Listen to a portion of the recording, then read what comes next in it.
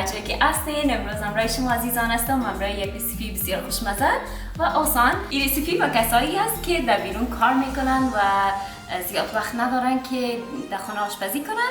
میتونین این را یک شب پیشتر یا یک هفته پیشتر حتی جو کنین، در فریزرتان بانین. میتونین سبایش داشتون بانین و پختش کنین. امروز با هم میریم طرز تهیه یک غذای کانادایی فرانسوی را یاد میگیریم که نامش پاته شینوا است.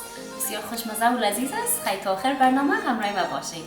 مواد لازم ما به این رسیپی است: گوشت گوسفند میتونید استفاده کنین، گوشت گاو گرفتیم امروز، کچالو که را جوش میتیم، پنیر، دانه های جواری، پیاز، زردچوبه، سیر، زیره، مرچ نمک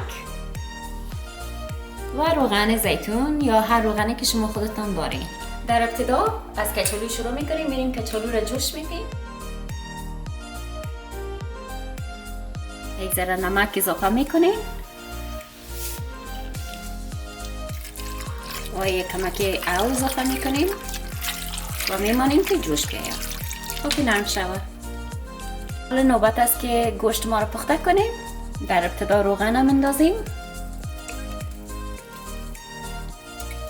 پیاز ما را اضافه میکنیم سر روغن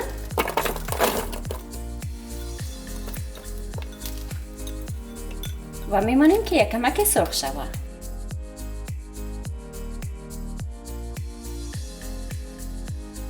نوبت است که مصالحه ما را اضافه کنیم. از مرچ نمک شروع میکنیم.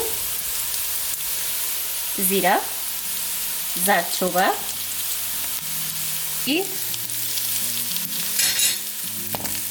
کل مصالحه را مخلوط میکنیم همراه پیاز ما و مدت یک دقیقه پختش میکنیم و گوشت ما را اضافه میکنیم. حالا گوشت ما را اضافه میکنیم.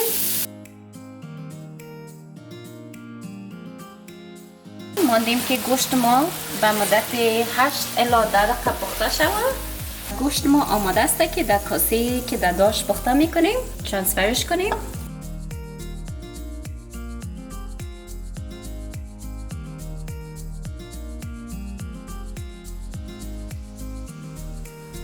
کچالوی ما آماده است.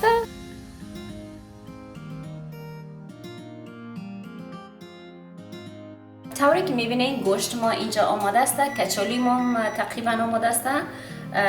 این یک غذایی است که 3 دانه لیر داره. اول طوری که میبینید گوشت است، باز جواری است، باز کچالو و داخل پنیر است. خیلی کچالوی ما را میکس میکنیم. اوتی یک پیوره وارد جورش میکنیم. یک ذره مسکد، پودر سیر و پودر پیاز،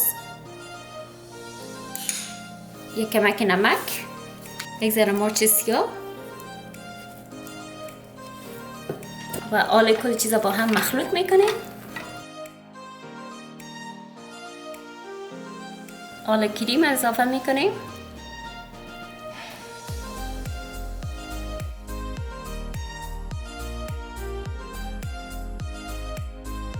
و آل جواری را اضافه میکنیم.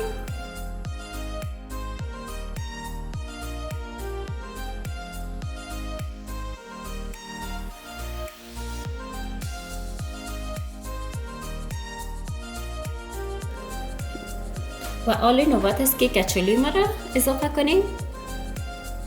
بسیار با آرومی سر گوشت و جواری ما اوارش میکنیم.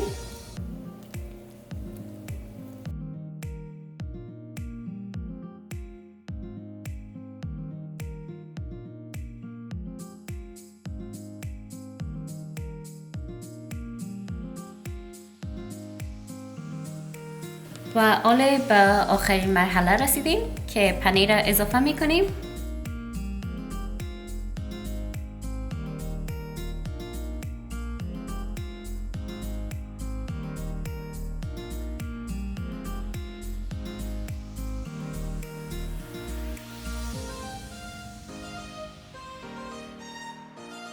بسیار خوب دوستان عزیز، این غذای ما آماده شد. دیدین که بسیار آسان و سریع است.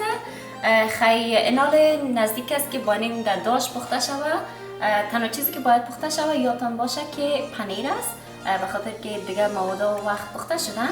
خیلی درجه داشتن به دمای 350 باشه و ایره تا وقت میپزیم که سرش طلایی شوه یا به مدت 20 دقیقه بالینش.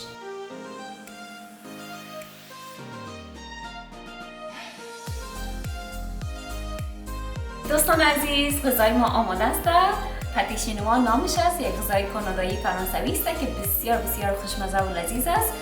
دیگه خدا کنه که لذت برده باشین و اگر شما این رسیپی را امتحان کردین لطفاً مرا در اینستاگرامتان تگ کنین. خدا کنه که خوشتان آمده باشه. تا هفته دیگه، خدا حافظ شما.